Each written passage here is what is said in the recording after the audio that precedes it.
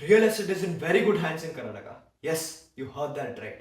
But ಹೇಗೆ bro ಬನ್ನಿ ತಿಳಿಸ್ತೀನಿ. ರಿಯಲ್ ಎಸ್ಟೇಟಲ್ಲಿ ಮೆಜಾರಿಟಿ ಬಂದ್ಬಿಟ್ಟು two things: legal documentations and permissions.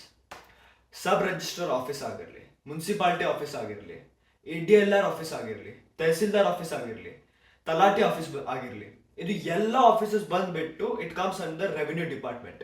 So ಒಂದು ಸ್ಟೋರಿ ಹೇಳ್ತೀನಿ.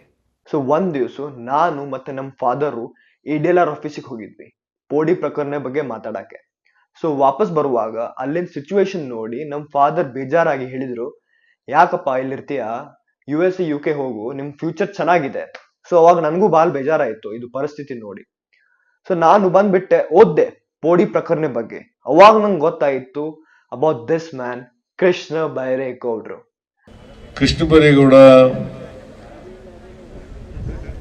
ಅಧ್ಯಯನ ಮಾಡ್ತಾರೆ ಅನ್ನೋ ಕಾರಣಕ್ಕೋಸ್ಕರವಾಗಿ ನಾನು ಡೆಲ್ಲಿಗೆ ನಾನು ಹೋಗ್ಬೇಕಾಗಿದ್ದಂತ ಮೀಟಿಂಗ್ಗಳಿಗೆ ಇವ್ರನ್ನ ಕಳಿಸ್ತಾ ಇದ್ದೆ. ಅದು ಎಲ್ಲ ಸರಿ, ಆದ್ರೆ how is it beneficial to real estate industry? Real estate industry ಅಷ್ಟೇ ಇಲ್ಲ, ಎಲ್ಲ ಬಿಸ್ನೆಸ್ಗೂ ಇದು ಬೆನಿಫಿಷಿಯಲ್ ಆಗಿದೆ. ಹೇಗೆ? ಇದು ಬಂದ್ಬಿಟ್ಟು ಈಸ್ ಆಫ್ ಡೂಯಿಂಗ್ ಬಿಸ್ನೆಸ್ ಅಲ್ಲಿ ಬರುತ್ತೆ. ಮೋದಿ ಹೇಳ್ತಾರಲ್ವಾ, ease of doing business. So this comes under the topic ease of doing business. ಒಂದು, ಜನ ಅವರ ಜಾಗದಲ್ಲೇ ಕೂತ್ಕೊಂಡು ರಿಜಿಸ್ಟ್ರೇಷನ್ ಮಾಡ್ಕೊಳ್ಳೋದು, ನಮ್ಮ ಕಚೇರಿಗೆ ಬರೋದನ್ನ ತಪ್ಪಿಸುವಂತಹದ್ದು, ಪೀಪಲ್ ಫ್ರೆಂಡ್ಲಿ. ಸೊ ಈಗ ನೀವು ಕೇಳಿರ್ತೀರ, ಒಂದು ಆಸ್ತಿ 2 ಸಲ ಖರೀದಿ ಆಗ್ತಾರೆ, 3 ಸಲ ಖರೀದಿ ಆಗ್ತಾರೆ, ಡೂಪ್ಲಿಕೇಟ್ ಮಾಡ್ತಾರೆ, ಇದು ಯಾಕಾಗತ್ತೆ, ಇದು ಏನ್ ಮಾಡ್ಬೇಕು? ಸೊ ಅದಕ್ಕೆ ಕೃಷ್ಣ ಬೈರೇಗೌಡ ಈಗ ತಂದಿದ್ದಾರೆ ಈ ಖಾತಾ ಅಂತ. I am removing the provision for registration on the basis of paper ಖಾತಾ. ಐ ಆಮ್ ಮೇಕಿಂಗ್ ಈ ಆಸ್ತಿಯನ್ನ ಮ್ಯಾಂಡೇಟರಿ ಮಾಡ್ತಾ ಇದ್ದೇನೆ. ಈ ಆಸ್ತಿ ಅಂದ್ರೆ ಕಾವೇರಿಯಲ್ಲಿ ಆಟೋಮ್ಯಾಟಿಕಲಿ ನಗರಸಭೆಯ ಡೇಟಾಬೇಸ್ ಅನ್ನ ಚೆಕ್ ಮಾಡುತ್ತೆ. ಅವ್ರಿಗೆ ಅಲ್ಲಿ ಖಾತೆ ಆಗಿದ್ರೆ ಮಾತ್ರ ಇಲ್ಲಿ ರಿಜಿಸ್ಟ್ರೇಷನ್ ಮುಂದಕ್ಕೆ ಹೋಗುತ್ತೆ. ಪೇಪರ್ ಖಾತೆಯಲ್ಲಿ ರಿಜಿಸ್ಟ್ರೇಷನ್ ಆಗೋದಿಲ್ಲ. Karnataka is going to have the best e-Khata system in India. All the details of your property you are going to get in one click. That is the beauty of e-Khata system. Second ಬಂದ್ಬಿಟ್ಟು ಪೋಡಿ ಪ್ರಕರಣ.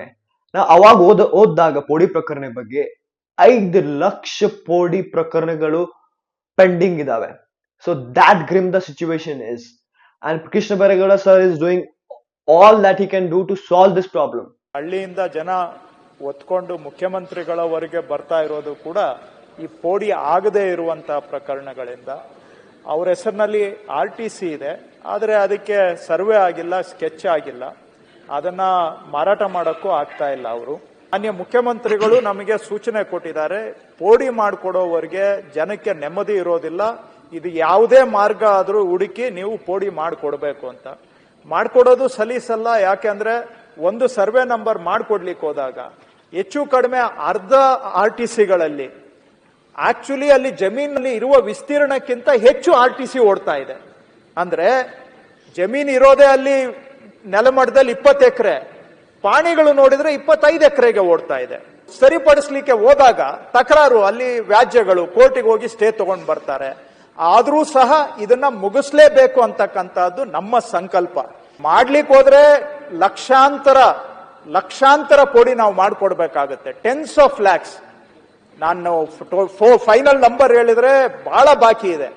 Third ಬಂದ್ಬಿಟ್ಟು digitization of all the documents. Now all your sale dates, final CC, EC, Akracharya, PT sheet, Akar month, now all you will get in one click. Now why is that important? For that you have to see this video. ಮೇಲೆ ಅಷ್ಟೇ ಕೊಡೋದಿಲ್ಲ.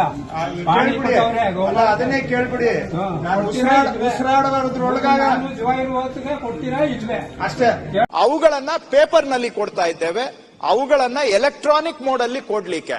So that ಜನ ನಮ್ಮ ಹತ್ರ ಬರೋದು, ಬಂದಾಗ ತಾನೇ ಎಲ್ಲಾ ವ್ಯವಹಾರಗಳು ನಡೆಯುವಂತಹದ್ದು. ಸೊ ಬರುವಂತಹದನ್ನ ಕಡಿಮೆ ಮಾಡಬೇಕು ಅಂತ. So I have a request to my audience who is watching this video. Please share it as much as possible so that this video reaches Krishna Bairegowda sir, so that he knows that the youth of the Karnataka is very much happy with his dedication and the work that he has put in for the people of Karnataka. ಮರ್ಯಾದೆ ಕೊಟ್ರೆ ಮರ್ಯಾದೆ ತಗೊಳ್ಳೋ ಯೋಗ್ಯತೆ ಇಲ್ಲ ಯೋಗ್ಯರು.